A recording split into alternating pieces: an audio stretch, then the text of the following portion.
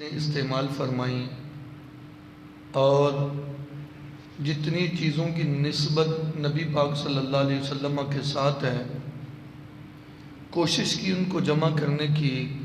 تقریباً 100 کے لگ بھگ وہ چیزیں جمع کی ہیں۔ فقط مقصد یہ ہے کہ لوگ ان کو سن کر پڑھ کر سب کے دلوں میں نبی پاک صلی اللہ علیہ وسلم کی محبت اور آقا کریم علیہ السلام کا پیار آ جائے۔ نبی پاک صلی اللہ علیہ وسلم سے منسوب چیزیں اور نبی پاک علیہ السلام کی تربیت جو آپ نے امت کی فرمائی ہے،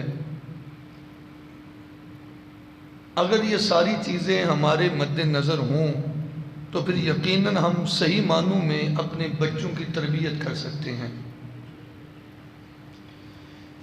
بات شروع کرنے سے پہلے آقا کریم علیہ السلام کی سیرت کا مختصر سا ریویو یہ جاننا بڑا ضروری ہے، میں پیش کرتا ہوں۔ میرے اور آپ کے آقا امام الانبیاء صلی اللہ علیہ وسلم کی ولادت باسعادت کے حوالے سے مختلف اقوال ہیں۔ 2 ربیع الاول کا بھی آتا ہے، 9 کا بھی آتا ہے، 12 کا بھی آتا ہے، لیکن جمہور کا موقف 12 ربیع الاول شریف کا ہے۔ سیرت کی سب سے پہلی کتاب سیرت ابن ہشام ہے، اس میں بھی نبی پاک علیہ السلام کی ولادت باسعادت کی تاریخ 12 ہی لکھی ہے۔ تقریباً تمام مکاتب فکر کے جید علماء نے اسی تاریخ کا ذکر کیا ہے۔ عیسوی سال کے اعتبار سے دیکھیں تو 20 اپریل 571 عیسوی بنتی ہے، جس دن نبی پاک علیہ السلام دنیا میں تشریف لائے۔ پھر نبی پاک صلی اللہ علیہ وسلم پیر کے دن کا روزہ رکھتے تھے۔ صحیح مسلم ہے، حدیث نمبر 1162 ہے۔ پوچھا گیا کہ یا رسول اللہ صلی اللہ علیہ وسلم آپ پیر کے دن کا روزہ رکھتے ہیں، کیا وجہ ہے؟ اللہ کے محبوب علیہ السلام نے ارشاد فرمایا فیہ ولدت وفیہ انزل علی۔ اللہ کے محبوب علیہ السلام نے ارشاد فرمایا اسی دن میں پیدا ہوا اور اسی دن مجھ پر سب سے پہلے وحی اتاری گئی۔ اور صحیح ابن خزیمہ حدیث نمبر 2117 ہے، اس میں الفاظ ہیں وَيَوْمَ أَمُوتُ فِيهِ، اسی دن میرا وصال ہوگا۔ تو پیر کے دن روزہ رکھنے کی ایک حکمت اللہ کے محبوب علیہ السلام نے یہ ارشاد فرمائی۔ پھر اللہ کے محبوب علیہ السلام کا عقیقہ بھی ہوا۔ 2 روایتیں ہیں۔ ایک روایت میں جناب حضرت عبد المطلب جو نبی پاک علیہ السلام کے دادا جان ہیں، انہوں نے عقیقہ کیا، اور ایک حدیث مبارکہ ہے مصنف عبد الرزاق کی، حدیث نمبر ہے 7960۔ اس میں نبی پاک علیہ السلام نے اپنا اعلان نبوت فرمانے کے بعد خود عقیقہ فرمایا۔ یہ 2 طرح کی روایات ملتی ہیں۔ اب چلتے ہیں ان چیزوں کی طرف جو نبی پاک علیہ السلام کے ساتھ نسبت رکھتی ہیں، جو منسوب چیزیں ہیں۔ سب سے پہلے میرے اور آپ کے آقا صلی اللہ علیہ وسلم کا نسب مبارک ہے۔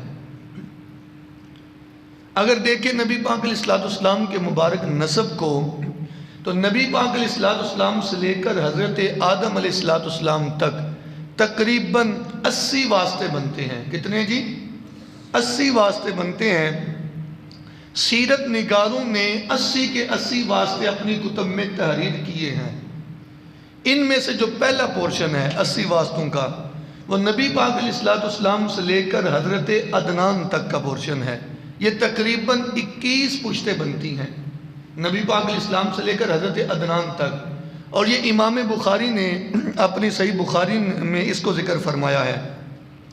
یہاں تک تو سب کا اتفاق ہے، 21 پشتوں تک کسی نے کسی قسم کا کوئی اختلاف نہیں کیا۔ اور 21 سے جو اوپر کا نسب ہے نبی پاک صلی اللہ علیہ وسلم کا، اس میں علماء کا اور محدثین کا اور سیرت نگاروں کا اختلاف رہا ہے۔ بہرحال سیرت نگاروں نے 80 کے 80 واسطے ذکر فرمائے ہیں۔ میں برکت کے لیے نبی پاک علیہ السلام کا سلسلہ نسب پڑھ دیتا ہوں، صرف 21 پشتوں کا۔ نبی پاک علیہ السلام کا اپنا نام نامی اسم گرامی کیا ہے جی؟ محمد. بولیے سارا. محمد صلی اللہ علیہ وسلم. آپ کے والد ہیں حضرت عبداللہ، اور حضرت عبداللہ کے والد حضرت عبد المطلب، اور وہ ان کے والد حضرت ہاشم. حضرت ہاشم کے والد ہیں عبد مناف، عبد مناف کے والد ہیں قصی، قصی کے والد ہیں کلاب، کلاب کے والد ہیں مرہ، اور ان کے والد ہیں کعب، اور ان کے والد ہیں لوی، ان کے والد ہیں غالب، اور ان کے والد ہیں فہر، اور ان کے والد ہیں مالک، اور ان کے والد ہیں نظر، اور ان کے والد ہیں کنان، اور ان کے والد ہیں مدرکہ، پھر ان کے والد ہیں الیاس، پھر ان کے والد ہیں مدر، پھر ان کے والد ہیں نزار، پھر ان کے والد ہیں ماد بن عدنان. یہ 21 پشتیں ہیں جو نبی پاک علیہ السلام کی امام بخاری نے صحیح بخاری میں بھی درج فرمائی ہیں، اور مختلف کتب حدیث میں اور مختلف سیرت کی کتب میں یہ نبی پاک علیہ السلام کا نسب بیان ہوا ہے. اب میں اس کی تھوڑی سی وضاحت کرتا چلوں. نبی پاک علیہ السلام کا جو سلسلہ نسب ہے اس میں ایک نام آتا ہے فہر کا. ان کا جو نام ہے 12ویں پشت میں جا کر یہ جو فہر ہیں یہ قریش کہلائے، اور ان کی ساری اولاد جو ہے وہ قریشی کہلائی. 12ویں پشت میں ان کا نام آتا ہے. یعنی 12ویں پشت میں نبی پاک علیہ السلام کے خاندان کو جو ایک بڑا ٹائٹل ملا ہے وہ قریش کا ٹائٹل ہے. اس کے بعد قریش بکھرتا گیا، شاخیں بنی. پھر نبی پاک علیہ السلام کے خاندان میں ایک نام آتا ہے کلاب کا. نبی پاک علیہ السلام کے خاندان میں اور نسب میں جو نام کلاب کا ہے ان کے 2 بیٹے تھے. ایک کا نام تھا زہرہ اور ایک کا نام تھا قصی. قصی جو ہیں ان سے نبی پاک علیہ السلام کا خاندان چلتا ہے، اور جو زہرہ ہیں ان سے نبی پاک علیہ السلام کی والدہ سیدہ طیبہ طاہرہ حضرت آمنہ رضی اللہ تعالی عنہا کا خاندان چلتا ہے. یعنی اوپر جا کر نبی پاک علیہ السلام کا خاندان اور سیدہ آمنہ کا خاندان حضرت کلاب پہ جا کر دونوں کا خاندان جو ہے وہ مل جاتا ہے. اس کے بعد اب چلتے ہیں نبی پاک علیہ السلام کے دادا جان کی طرف. ہمارے ہاں عموماً یہ کنفیوژن رہتی ہے کیا ابو جہل حضور کا چچا تھا کہ نہیں، ابو لہب حضور کا چچا تھا کہ نہیں. اس کنفیوژن کو دور کرنے کے لیے ضروری ہے ہمیں حضرت عبد المطلب اور نبی پاک علیہ السلام کے چچاؤں کا تذکرہ کرنا یہ ضروری ہے تاکہ ہمیں پتہ چل سکے حضرت عبد المطلب کے حقیقی بیٹے کتنے تھے اور بیٹیاں کتنی تھیں. اب چلتے ہیں جناب حضرت عبد المطلب کی طرف. نبی پاک صلی اللہ علیہ وسلم کے دادا جان نے 6 شادیاں کی. کتنی جی؟ یہ معروضی کا سوال ہے، یہ بچے بھی یاد کر سکتے ہیں. نبی پاک علیہ السلام کے خاندان کا علم تو ہمیں ہونا چاہیے. میں اکثر کہا کرتا ہوں یہ تعلیم و تربیت کے مراکز ہیں مساجد. یہاں سے ہم نے بڑوں کے لحاظ سے بھی کچھ نہ کچھ دے کر جانا ہے اور بچوں کو بھی کچھ دینا ہے. ہم نے نبی پاک صلی اللہ علیہ وسلم کے دادا جان نے 6 شادیاں فرمائیں، اور نبی پاک علیہ السلام کے جو چچا ہیں ان کی تعداد ہے 13 چچا ہیں حضور صلی اللہ علیہ وسلم کے، اور نبی پاک علیہ السلام کی 6 پھوپھیاں ہیں. اب حضرت عبد المطلب کی اولاد کی طرف بڑھتے ہیں. نبی پاک صلی اللہ علیہ وسلم کے جو حقیقی چچا ہیں اور نبی پاک علیہ السلام کی جو حقیقی دادی جان ہے، دادی جان کا نام ہے فاطمہ بنت عمر. یہ نبی پاک علیہ السلام کی دادی جان جناب حضرت عبد المطلب کی زوجہ محترمہ. ان سے جو اولاد ہوئی ان میں سے ایک بیٹے پیدا ہوئے جن کا نام حضرت ابو طالب، دوسرے بیٹے کا نام حضرت عبداللہ، تیسرے بیٹے کا نام حضرت زبیر، چوتھے بیٹے کا نام عبد الکعبہ. یہ 4 سگے بھائی ہیں اور ان میں سے 3 نبی پاک علیہ السلام کے سگے چچا ہیں، باپ کے اعتبار سے بھی اور ماں کے اعتبار سے بھی.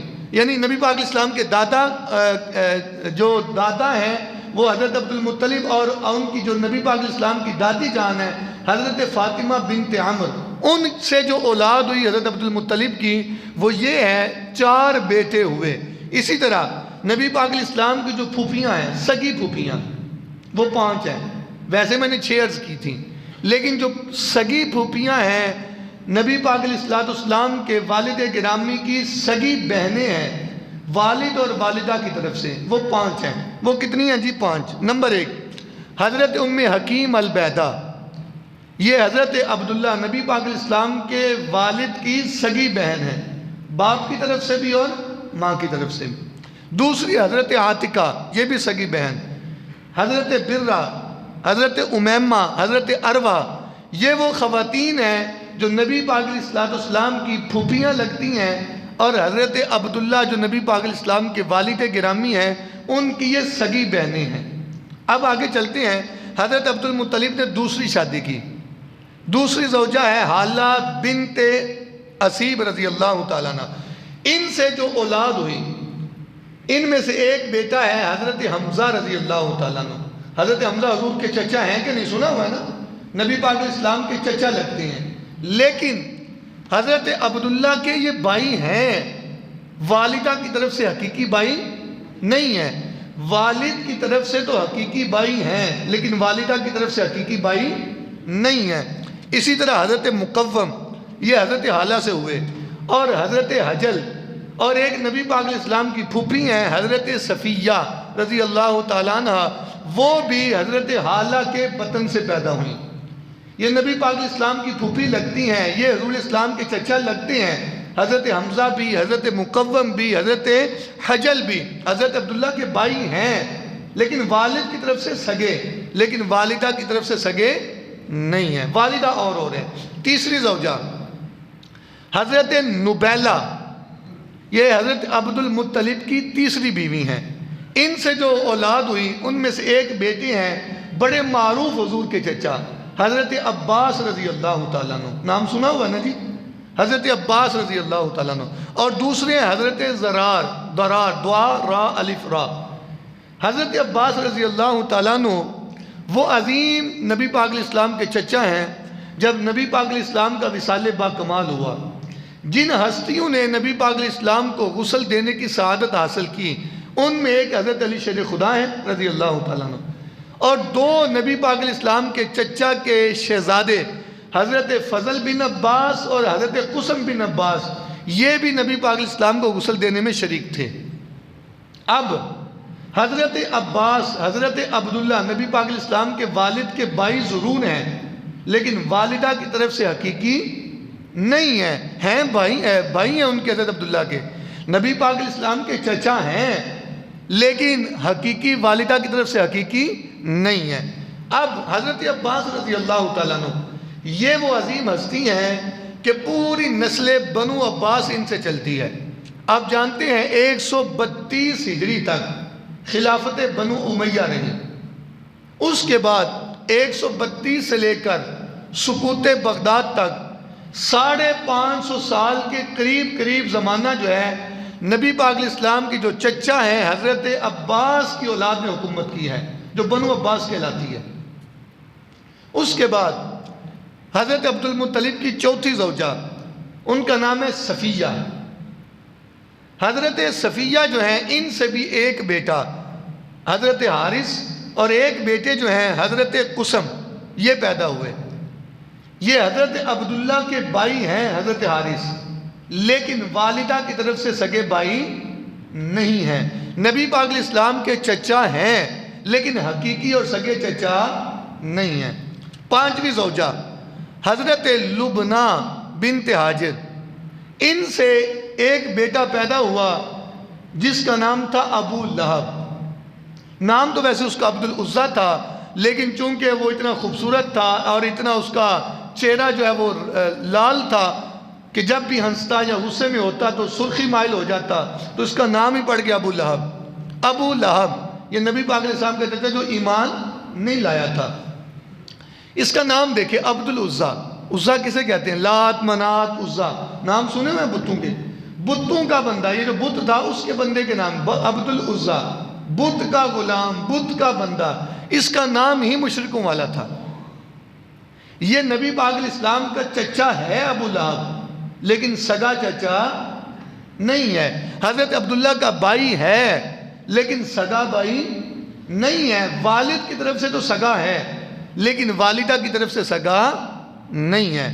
اور رہی بات بلکہ چھٹی بیوی، پہلے نام سن لیجئے، حضرت ممنعہ، حضرت عبد المطلب کی چھٹی بیوی ہیں، ان سے بھی نبی پاک علیہ السلام کے ایک چچا پیدا ہوئے جن کا نام ہے غیداق۔ غیداق، یہ حضرت عبد المطلب کی 6 بیویاں اور ان کی اولاد. نبی پاک علیہ السلام کی ٹوٹل پھوپھیاں میں نے عرض کی 6 پھوپھیاں تھیں، اور ان میں سے 5 حقیقی ہیں جو حضرت عبداللہ کی سگی بہنیں ہیں، اور ایک جو ہے حضرت عبداللہ کی والدہ کی طرف سے سگی نہیں ہے بلکہ والد کی طرف سے سگی بہن ہے. اور میں نے عرض کیا تھا نبی پاک علیہ السلام کے 13 چچا ہیں، اور ان میں سے صرف 3 جو چچا ہیں جو حضرت عبداللہ کے حقیقی بھائی ہیں والد اور والدہ کی طرف سے. بقیہ جو ہیں والد کی طرف سے تو ان کے سگے بھائی ہیں لیکن والدہ کی طرف سے حقیقی بھائی نہیں ہیں. اب رہی بات ابو جہل کی، یہ بھی معروضی سے سوال ہے، یہ چھوٹے بھی پوچھتے ہیں بڑے بھی پوچھتے ہیں کہ ابو جہل حضور کا چچا ہے؟ تو یاد رکھیں ابو جہل حضور کا چچا نہیں تھا، نہ یہ حضرت عبداللہ کا حقیقی بھائی تھا والد کی طرف سے، نہ بھائی تھا والدہ کی طرف سے. اس کا نبی پاک علیہ السلام کے چچا ہونے کے ساتھ کسی قسم کا کوئی تعلق نہیں ہے. اس کے بعد حضرت عبد المطلب رضی اللہ تعالیٰ عنہ، اب وقت کے دامن میں چونکہ زیادہ وسعت نہیں ہے میں بات کو آگے بڑھاتا ہوں. نبی پاک صلی اللہ علیہ وسلم سے جو منسوب چیزیں ہیں ان میں سے نبی پاک علیہ السلام کا مبارک شہر آ جاتا ہے جسے یثرب کہا جاتا تھا. لیکن نبی پاک علیہ السلام جب وہاں تشریف لے گئے پھر وہ یثرب، ہم عموماً یثرب بولتے ہیں، یثرب نہیں ہے، یثرب لفظ ہے. اور یہ حضرت نوح علیہ السلام کی نسل سے ایک آدمی تھا جس کا نام یثرب تھا، وہ وہاں آباد ہوا، اس وجہ سے اس علاقے کا نام یثرب پڑ گیا. بیماریوں کا گھر وہ بھی ایک وجہ ہے، وہ بھی تھا. لیکن نبی پاک علیہ السلام کے تشریف لے جانے سے اب وہ یثرب نہ رہا، اب وہ مدینہ بن گیا، اب وہ طیبہ بن گیا، اب وہ طابہ بن گیا. نبی پاک علیہ السلام کے شہر کے نام بھی ہیں طیبہ، طابہ اور مدینہ منورہ. اس کے بعد نبی پاک صلی اللہ علیہ وسلم جن جن وادیوں میں رہے ان وادیوں کے نام بھی محفوظ ہیں. نبی پاک علیہ السلام سے منسوب چیزیں ہر ایک محفوظ ہیں. میں وادیوں کے نام بھی لے لیتا ہوں. وادی رانونا، اس میں بھی نبی پاک علیہ السلام رہے. وادی بطحان، وادی عقیق، وادی مزینب، وادی محرود اور وادی کنات. اس کے علاوہ ایک معروضی سے سوال ہے، نبی پاک صلی اللہ علیہ وسلم نے جن جن کنووں کا پانی استعمال کیا چونکہ ان کی نسبت بھی حضور کے ساتھ ہو گئی، وہ کون کون سے ہیں؟ تو معروف 3 کنویں ہیں. ان میں سے ایک نام ہے بیر روما کا، آپ نے سنا ہوگا بیر روما. دوسرا نام ہے بیر عریس اور تیسرا نام ہے بیر غرس. یہ بچوں کے لیے بھی سوال ہو سکتا ہے کہ نبی پاک صلی اللہ علیہ وسلم کے کنووں کا نام بتائیں گی. بیر عریس بھی ہے، بیر روما بھی ہے اور بیر غرس بھی ہے. اب بیر روما کون سا کنواں تھا؟ آپ جانتے ہیں حضرت عثمان غنی رضی اللہ تعالیٰ عنہ نے پہلے آدھا کنواں خریدا اور مسلمانوں کے لیے وقف کر دیا. پھر اللہ نے اور وسعت عطا فرمائی، آدھا اور خریدا، مسلمانوں کے لیے وقف کر دیا. اور بیر غرس جو ہے یہ وہ کنواں ہے جس کو نبی پاک علیہ السلام نے بڑا پسند فرمایا، حتیٰ کہ آقا کریم صلی اللہ علیہ وسلم نے وصیت فرمائی، فرمایا جب میرا وصال ہو جائے تو بیر غرس سے 7 مشکیزیں پانی کے لے کر آنے ہیں اور اسی سے مجھے غسل دینا ہے. اور اسی طرح بیر عریس بھی بڑا معروف کنواں ہے جس کو سورۃ الفلق اور سورۃ الناس آتی ہے، اس کا شان نزول آتا ہے. لبید بن عاصم جو یہودی تھا جس نے جادو کرنے کی کوشش کی نبی پاک علیہ السلام کے بال لے کر، وہ یہی کنواں تھا. اس کنویں کے اوپر جو ہے اس نے نبی پاک علیہ السلام کے بال رکھے تھے بیر عریس کے اوپر. یہ وہ چیزیں ہیں جن کی نسبت نبی پاک صلی اللہ علیہ وسلم کے ساتھ ہے. اسی طرح نبی پاک علیہ السلام نے دشمنان اسلام کے لیے جنگی ساز و سامان بھی تیار کیا، تلواریں تیار کی، زریں تیار کی، وہ بھی آج تک محفوظ ہیں، ان کے نام محفوظ ہیں. نبی پاک علیہ السلام کی جو کل تلواریں تھیں وہ 9 تھیں. کتنی جی؟ 9 تلواریں تھیں. ان میں سے 2 وراثت میں ملی تھیں اور 3 جو ہیں مال غنیمت سے ملی تھیں، بقیہ جو ہیں وہ آپ کو تحفے میں ملی تھیں. ان میں سے ایک بڑا نام عزب تلوار، آئین دوات با عزب، ہمارے ہاں ایک بہت بڑا آپریشن ہوا تھا پاکستان کے اندر، کسی کو یاد ہو، ضرب عضب کے نام سے، تو ذہن میں آتا ہے کہ ہمارے جو فوجی سپہ سالار ہیں اور ہمارے جرنیل ہیں، انہوں نے یہ نام کا انتخاب کیوں کیا تھا؟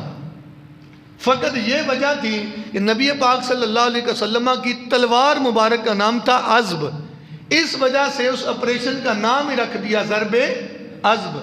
اس کے علاوہ ایک اور بڑی معروف تلوار تھی جس کا نام تھا حتف۔ جب ہم حتف کا نام لیتے ہیں تو ہمارے ذہن میں کچھ چیز آتی ہے بھائی، جو پاکستان میں رہتے ہیں، کیا ذہن میں آتا ہے؟ میزائل ذہن میں آتا ہے۔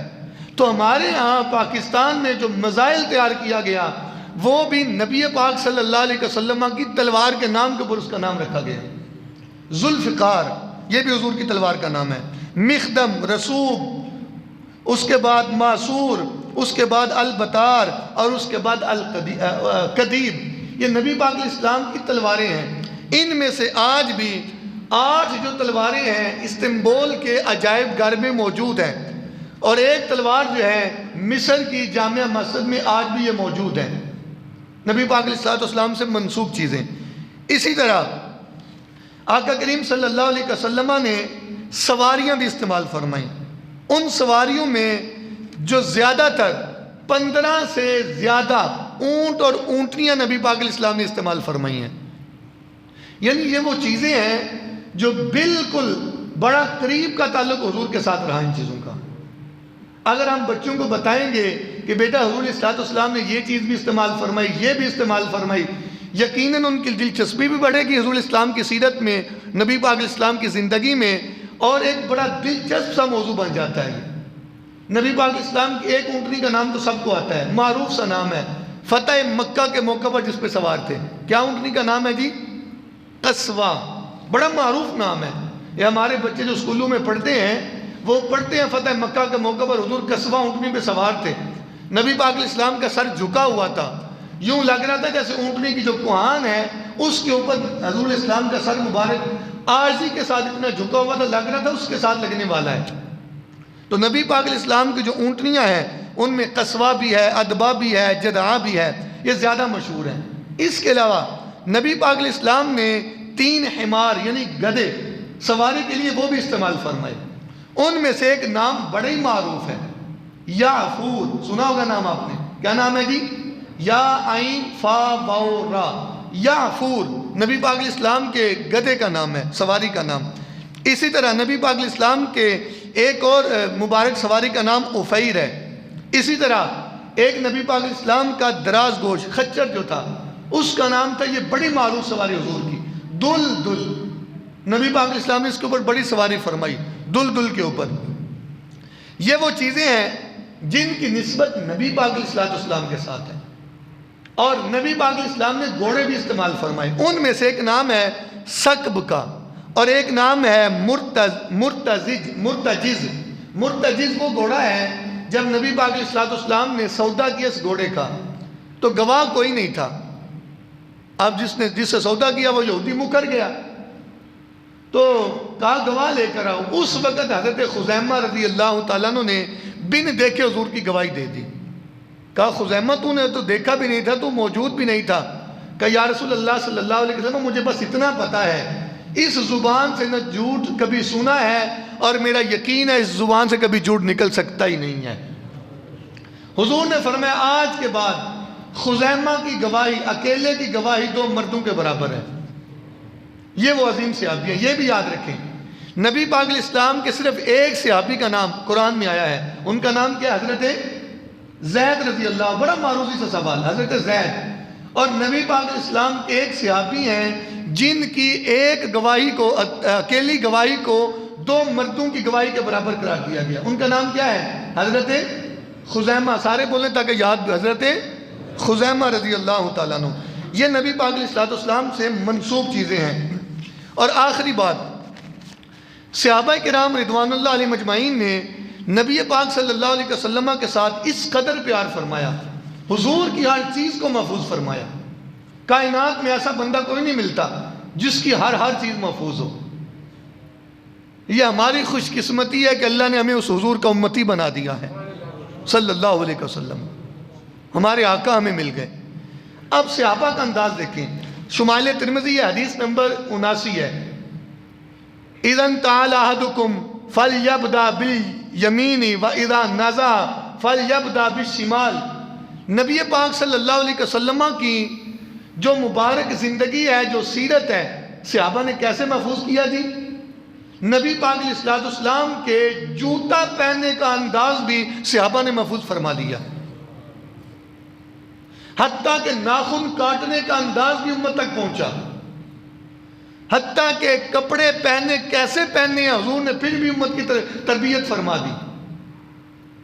اب نبی پاک علیہ السلام کے صحابہ کیا کہتے ہیں؟ حضور ارشاد فرماتے ہیں جو جوتا پہنے تو ابتدا کہاں سے کرے؟ دائیں طرف سے۔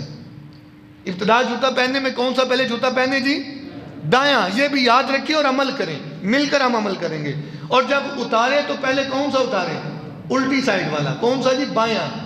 یہ جوتا پہننے کا انداز بھی سنت نے محفوظ کر لیا، حتیٰ کہ کپڑوں کا انداز نبی پاک علیہ السلام پہلے شلوار تبدیل فرماتے پھر قمیص تبدیل فرماتے۔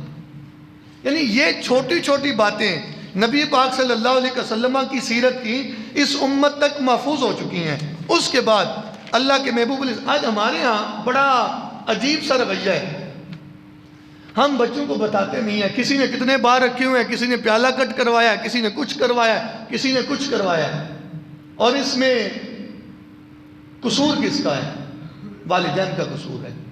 ہم نے تربیت ہی نہیں کی، ہم نے کبھی بتایا ہی نہیں کہ ہمارے آقا کریم علیہ السلام کے مبارک بال کیسے تھے۔ کیا کبھی سوچا نہیں آپ نے یار ہم پڑھیں تو صحیح حضور کے بال کیسے تھے؟ ہم ایسے بال رکھتے ہیں۔ کبھی سوچا نہیں نبی پاک علیہ السلام لباس کیسے پہنتے تھے؟ ہم بھی ویسا پہنتے ہیں۔ حضور جوتا کیسے پہنتے تھے؟ ہم بھی ویسا کریں۔